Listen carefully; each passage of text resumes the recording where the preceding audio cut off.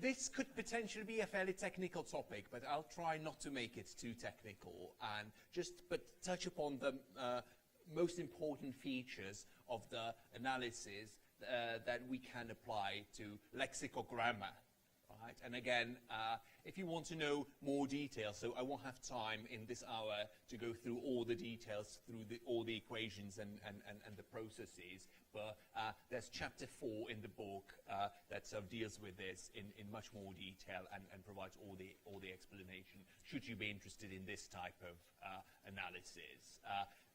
I will be providing just the main highlights so that you know what this method is about and how to approach lexicogrammar and what the shape of data is in this type of analysis. I like to start with a story, so there's another story of mine. When I was writing the book, and actually specifically chapter 4, this is just taken from the manuscript. This sentence. There's nothing particularly interesting about the sentence. What is interesting is that I was writing it in Microsoft Word, and Microsoft Word underlined these two words, suggesting that I made some grammatical error or grammatical mistake, right? So this sort of green wiggly line suggests that there's something wrong with that expression. So it's not a spelling error, but some kind of a higher level error.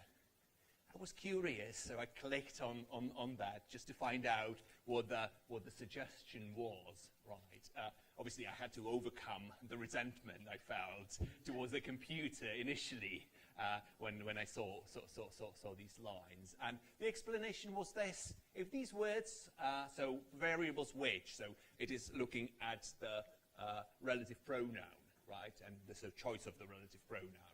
So if these words are not essential to the meaning of your sentence, so the words following which, use which and separate these words with a comma, and the other piece of advice was otherwise use that. Right? So there was this sort of categorical rule that the word processor was trying to suggest here. So I was thinking, well, you know, how to approach this in a mature way. So I thought, well, you know, why don't I carry out a tiny mini research, see whether language is really used like that, right, based on real data, real corpora. And I was writing about grammar, so it was a very nice case study for the chapter anyway. So I just looked at how the relative pronouns are used in corpora and whether which and that vary, and to what extent there's this punctuation convention or not, and how that is used in real language. So we'll be talking about grammatical features and lexicogrammatical features and also grammatical rules. And obviously people have different ideas and experience with grammatical rules grammar, depending also on how we were taught grammar, whether we were taught grammar, and what our position is also linguistically, right, where we stand in terms of prescriptive, descriptive perhaps. But it would be great if you guys, again, you know, just to start off this conversation, could take a minute or two, turn to the people sitting around you, and discuss these two questions. What is a grammatical rule, and do you think grammatical rules apply in all cases? Right? Your thoughts on grammar now.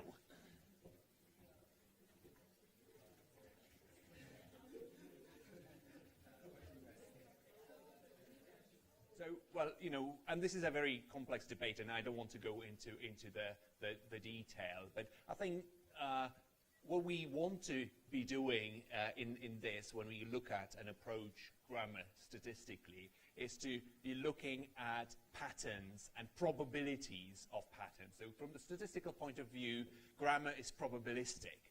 Because if the answer to the question number 2 was yes, then there's no research around grammar, right? We would just have the one grammar book and all the answers there, right? But as we know from research and from looking at how language is used, there might be rules, but there are exceptions, and there are tendencies and you know, different situations in which we apply these principles in a slightly different way. And and what is appropriate in one register might not be appropriate in another register, and so on and so forth. So from the sort of statistical point of view and scientific point of view, we need to be looking at patterns, probabilities, and odds, and this is what we will be doing in this session. And how to do this in a systematic way is the question that I would like to address. I will be following my example from the beginning, the example sentence that Microsoft Word underlines, and I will be sort of just showing you examples of different steps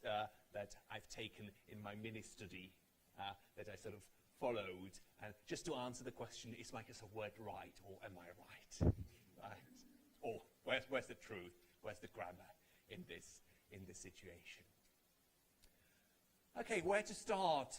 Well, we always start with a research design. And for lexicogrammar and lexicogrammatical investigations, this is the sort of typical research design that I introduced yesterday. It's called the linguistic feature design, right? Because our cases in the data set are linguistic features that we search for. There's this whole corpus research design, individual text and speakers design, but we will be focusing on this particular research design that has the linguistic feature in the center.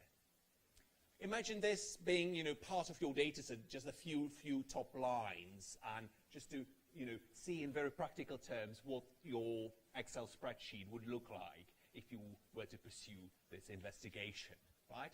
This is sort of real data from my exploration. I use two corpora, current British and current American English, just to see whether there's any variation in those two major varieties of English in the way they use that or which as relativizers. Right? What I did was, well, search the corpus, or rather two corpora, BE06 and ME06, right, current British and current American English. I have my concordance lines here, and I use those concordance lines to create this data set, to code every single concordance line according to these variables, right? So I have several variables here. I have my linguistic variable that in this tradition of language analysis is also called an outcome variable, right? Because what we are trying to do is we are trying to predict, right, whether we get that or which based on what are called explanatory variables or predictors. Right? So I have a range of variables such as the variety of English, the genre or register, whether there's a separator. Separator means a comma or hyphen or something sort of separating the relative clause. Right? Is it restrictive or non-restrictive? What is the syntactic position? Is it a subject or is it an object? And the length of the relative clause in words, how many words the relative clause has, right? Whether longer relative clauses prefer which or that. I just want to test that, I don't know. And that's all I coded for this mini study, right? So this is sort of a semi-manual process where you have to go through the concordance lines and provide the codes, right? Some are easier. Well, you can decide very easy whether it is that or which, depending on what you have there. Some are more difficult. You have to really understand the syntactic position, for instance. You have to do some counting for the length of the relative clause, and you can get this from the corpus automatically, right? Like whether it is British or American, or whether it is academic writing, or whether this is newspapers. So that's why I'm talking about semi-automatic type of procedure. But generally, this type of analysis is fairly time-consuming because you have many, many examples, thousands of examples, and you have to go through them one by one and at least check the coding properly. Sometimes you need to do some double coding as well. What we have to realize is that we are talking about a particular type of variables, right? Variables that can appear in what I call a lexicogrammatical frame, right? In sociolinguistic research, this is called an envelope of variation, right? This is a particular place in text where the variable can occur and can have multiple variants, right? Place where variation happens in text is the lexicogrammatical frame. Just to give you an example, again, going back to this sentence, the frame would be a noun followed by which or that, followed by a relative clause, right? So that would be my lexicogrammatical frame. And within this frame, you know, I have two variants, which and that. Right? And I want to determine the contextual features, the contextual predictors for one variant over another variant. Right? So this is the task that I'm trying to undertake here. So here are some examples of the lexicogrammatical frame, just to give you more examples in addition to which and that. So here I have my research question. Here is the outcome variable option, so the two or multiple outcomes, and this would be the lexicogrammatical frame as defined. And it is really important to think about that, because not all variables, not all linguistic variables lend themselves to this type of research, right? So if we can't fit those variables that we want to investigate in this lexicogrammatical frame, we can't use this technique, we can't use these statistical tools to investigate them. But if we have something like active-passive variation, right? When do we use the passive construction, right? We have two variants, active or passive, and we will be looking at verbs that can be passivized, like transitive verbs, right? Which and that I already mentioned. It can be that deletion, right? That deletion happens very often in spoken language. So I think this is good, as opposed to I think that this is good, right? And again, you would have two options, that and the zero relativizer, right? Nothing there, right? There will be sort of like gap, but there wouldn't be anything in the text, right? You wouldn't be. So you will have to look for all clauses where that occurs, or where that may occur in that position, right? Which is sometimes very, very difficult in corpora, right? Because you can't find nothing. What is the difference between various modal expressions of strong obligation? And it is interesting because there's something very interesting happening in current, both American and British English, about strong modality. It's on decline. We know that. You've seen the graph, right, where the modals went down. And there's some interesting competition between must, have to, and need to. Right? So again, there will be a very interesting small research project to see what the factors are for the use of one variant over the others. What we have to realize is, and that's the sort of point I'm stressing again, is that the lexicogrammatical variation is different from what I call the ambient variation, the variables that are all over the place. Right? If we have the passive here, then we can think of a transformation into an active sentence, right? And there will be the competition. Whereas if we have as our variables discourse markers, epistemic markers, different discourse features, lexical features in discourse, for instance, they can appear anywhere, right? Multiple times in the same utterance as in this example, right? So it would be impossible for those that I call ambient variables to actually define the lexicogrammatical frame. So these can't be explored in the same way as those lexicogrammatical variables, right, where there's clear competition. And this is a very, very important point at the very beginning, at the level of research design.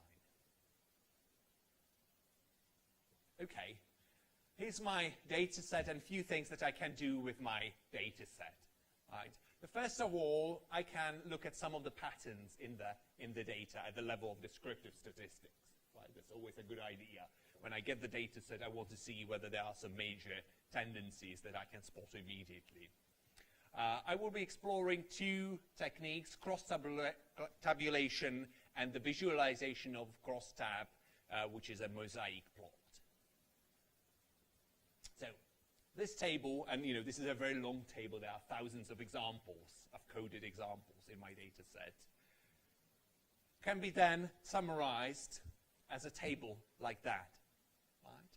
A simple table with two variables. One variable is my outcome, which or that's the relativizer, and the other variable is presence of a separator. That was one of my variables that I focused on. I can run cross-tab in some more complex way. But this is the sort of simplest case of cross-tabulation. Which or that, does it have a comma or a hyphen, and dash, or not, right? What we can see here already, and I providing percentages just for easier comparison, is that there's a very strong tendency for that not to be preceded by a separator, and which to be preceded by a separator, but also not having a separator. It's sort of 40-60 type of split, right, when you look at that. So again, we are talking about probabilities, right, tendencies here. Right? So this is cross-tabulation.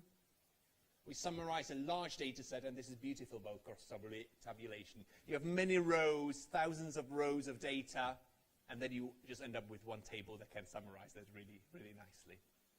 Right. Categorize your data according to the variables. And we can display the same data set, same data as a mosaic plot. Right? This is the plot that is put next to the crossed-tab table. Again, the mosaic plot is very interesting because it shows us the two relativizers and also the two conditions in the context, whether there's a separator or no separator, and you can see the area of preference. Right, so it uses the area to show you what the main patterns are, what the main tendencies are. Right, so instead of just giving you the number, it shows you the amount of difference in the data using the area of the plot. Right, so this is the 97%. Right, but that's with no separator, and this is the area that we are looking at. Again, if you get used to reading those mosaic plots, that's usually very, very easy to interpret the data if you have a situation or a more complex situation. If you want to run a statistical test, in this situation, obviously, there will be two things. You can always look at percentages, and I already provided percentages in the table. Right? So percentages is the first step, just to be able to compare what is happening in the cross-tabulation. Right? The percentages in a cross-tabulation table are computed per cell, but what is really important is to realize that there are multiple options depending on what we want to achieve. Right? So we have to divide it by the relevant total, and this can be the line total, it can be the column total, or it can be the grand total, depending on what we want to see in the table. Right, what we want to compare in the table, and then we just multiply that by 100 to get percentages. Right? But this is something we need to think about clearly, and to be sure what we want to display there for comparison. Right? Whether we want to compare the context primarily, or whether we want to compare the variables primarily, the linguistic variable. The appropriate test that we would use is the chi-square test, or a test from the chi-squared family. The log likelihood or likelihood ratio test would be another option in this, or Fisher exact test. Right? These are the types of tests that you use with categorical data. Right? And we are now dealing with categorical data. That's why we can sort of put them in cross-tabulation. Right? We have data in multiple categories, and we cross-tabulate those categories. Right? And we count how many we have in each category. Again, I talked about assumptions yesterday, and there are two basic assumptions of the chi-square test.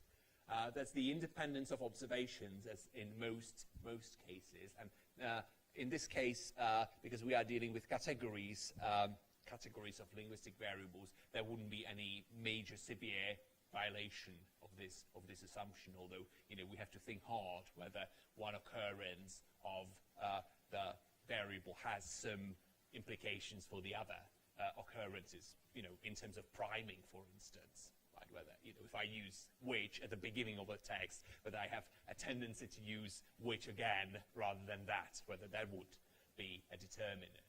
But we are assuming that there's no such tendency, and, you know, if this is violated slightly, it shouldn't make a huge difference. Right? It is not as severe as the case that I mentioned yesterday. And with a chi-square test, we expect that in each cell, when we sort of compute the test, the expected frequencies would be larger than 5, or with a larger table, at least 80% of those would be larger than 5. Usually we don't have to worry about these in corpora, because in corpora we have enough data, right? So usually the second assumption is met in corpora, because we are dealing with thousands of examples. Right? So 5 is easy to reach in each cell as an expected frequency. Right? And then the equation itself, and I won't go into the details, but if you were just wondering what is happening in the chi-square test, I'm comparing observed frequencies. These are the frequencies from my cross table, right? The cross-tab, with expected frequencies, and expected frequencies are sort of baseline frequencies, frequencies that I would expect by chance alone, right? If there were no relationship in the data between my two variables, right?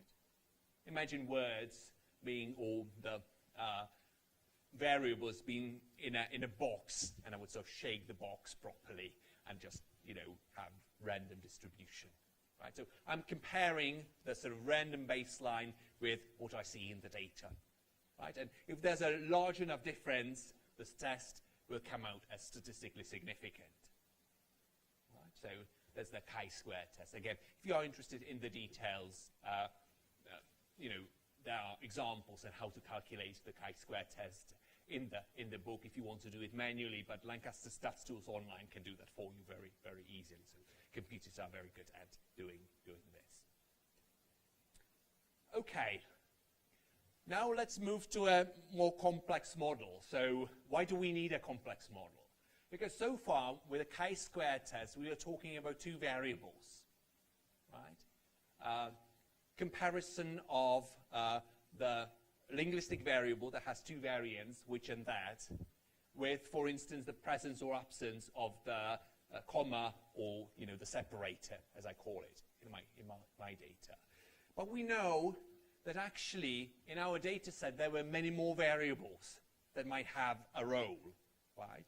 So what I need is not a univariate statistic, right, that looks at one variable at a time, but we need a multivariate type of analysis, right? And that's where the complexity begins. So what we can do is to have a multi-way, as in statistics, or multi-D, if you like, multi-dimensional cross-tabulation table, right? And we can reach that. So my original data set that I showed you can be summarized using this multi-way cross-tabulation table, right? I have the variety, American English here, British English here. Then I have the separated presence, no, yes, here, right? Then I have the types of clause, the syntactic type, and then I have the relativizer and the numbers here, and then I provide the totals and the grand total, right? So I can sort of break things down, right, into all those logical options, right? Combination of all possible combinations of all possible variables. Well, if I have a table like that, I can't use the chi-square test. I would have to use a series of chi-square tests for each two variables. So, you know, the linguistic outcome and, you know, then one predictive variable and yet another. But I would never see all the interplay of all of them. That's why I need to use a model that is more complex. And a model in this particular case, a statistical test that we can use, is called logistic regression. Okay, here's the basic idea behind logistic regression.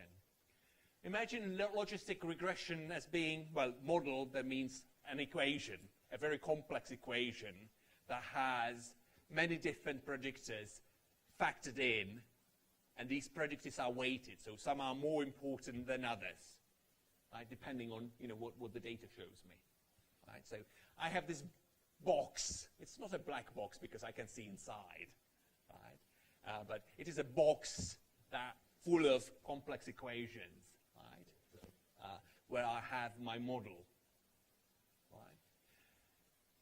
Linguistically, I would interpret that as some kind of a, rules of grammar in this probabilistic sense, right?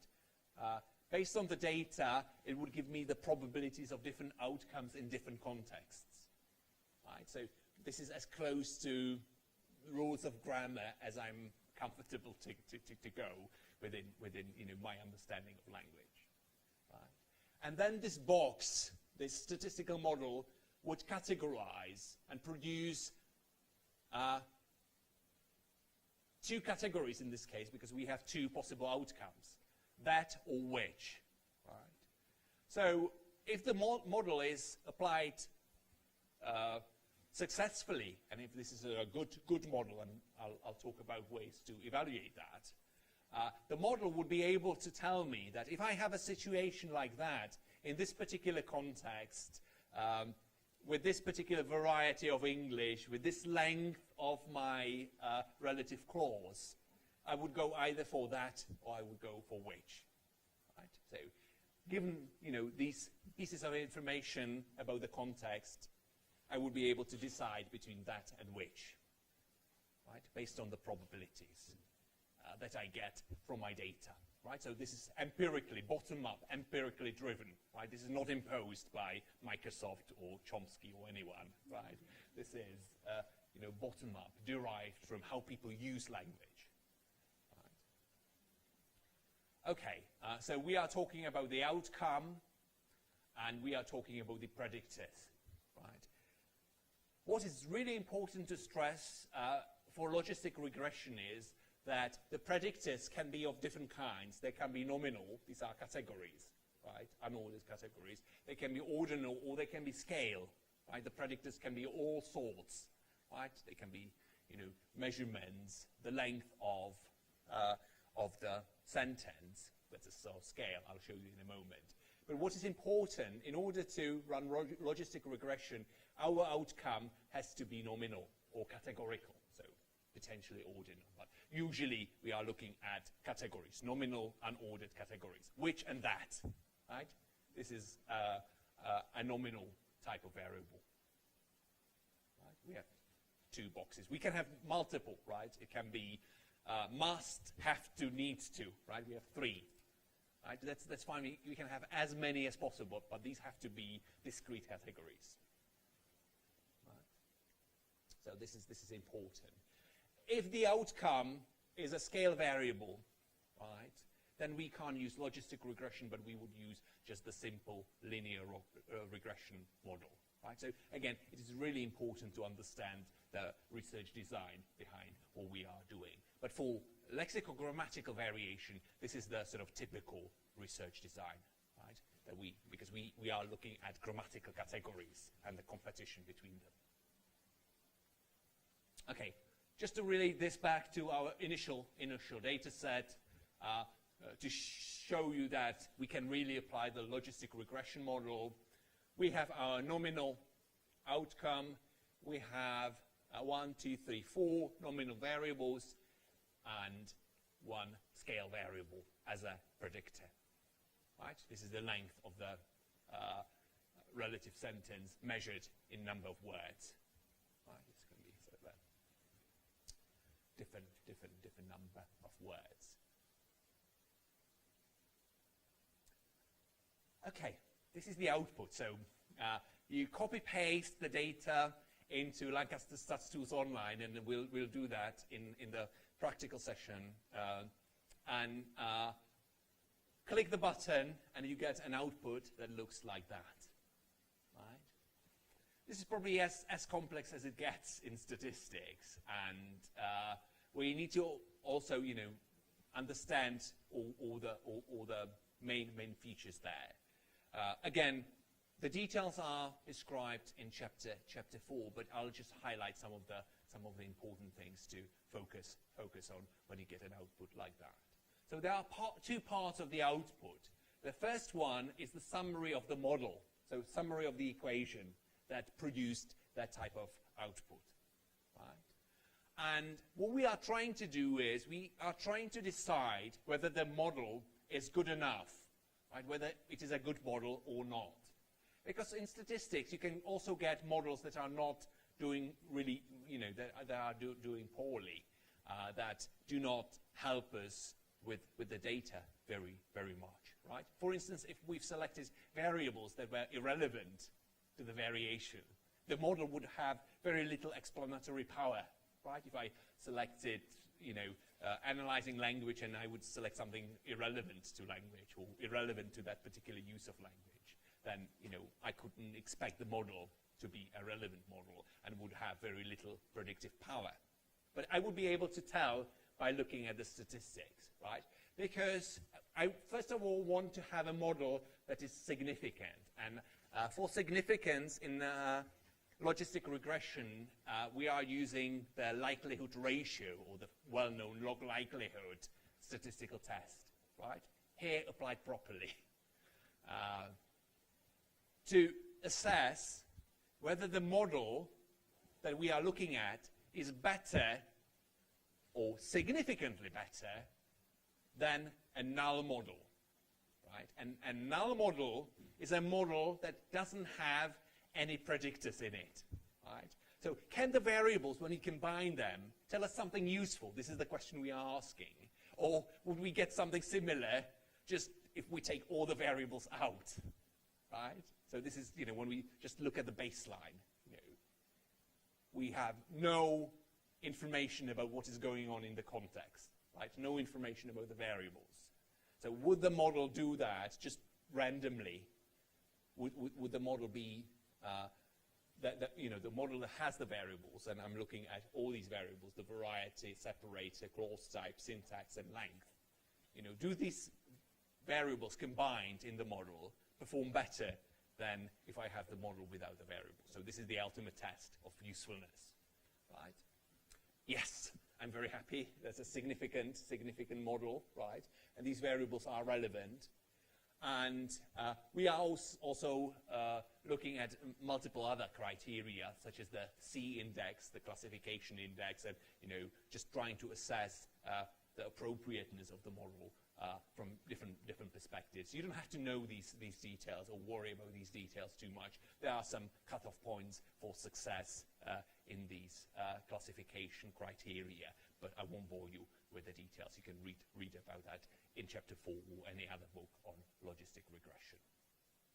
Okay, so once we are happy with the model, right, we can pursue to see actually what's happening there, right? What are the features that we want to see?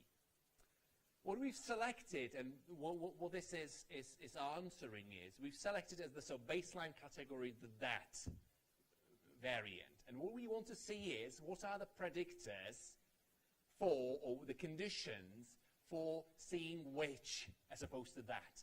So we assume that is the baseline, and whatever we see here are the tendencies towards which being used in these contexts, right? So first of all, we have to look at the p-values here. The p-value will decide, and if it is a small one, so this is smaller than 0.001, right, then we don't write it beyond that.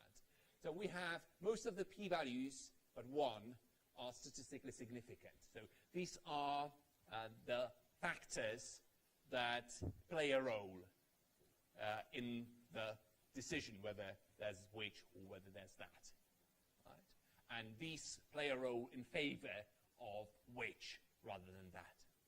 So British variety, right? British variety is significantly connected with which with the which pronoun, right? Then the second is separator. So if there's a separator, if there's a comma, I tend to have which. We saw that already in the cross-tabulation. Right? The comma, well, it's probably not that comma predicts which, but we put a comma when we have which, so it's not like causality necessarily this way. It's like co-occurrence, right? We are not talking about causality necessarily here. Clause type, and that's the sort of restrictive, non-restrictive rather, so the non-essential information, right? That is separated by comma and that tends to have which as the relativizer. The syntactic position, whether it is a subject or object, doesn't matter, right? That's why we have a p-value that is larger than 0.05. So again, we would disregard this because we don't have enough evidence to say that the syntactic position, whether it is an object or subject, plays a role. And length, indeed, is also significant, so plays a role. The longer the relative clause is, the tendency is to have which rather than that. Right? But it is a tiny tendency. Right? So we have the p-values, and then the next step would be to look at the estimates, the odds. Right? If you've ever done betting, you know what odds are. Right? You can sort of bet on a horse or your favorite team or football now. If you like, right? So the odds of a team winning can be 2 to 1, for instance, right? And that means, in the sort of betting terminology and the statistical terminology as well, is that the outcome, the positive outcome, for instance, in the sort of team winning, is twice as likely as the negative outcome, that is the team losing, right? 2 to 1. That's the bets. That's the odds. And we have the same measure here. These are the odds of the estimates. So we know that in the British variety, the odds are 5.3 times higher for which than that against the American variety, because there's the competition, right? British and American variety. If there's a the separator is a huge predictor.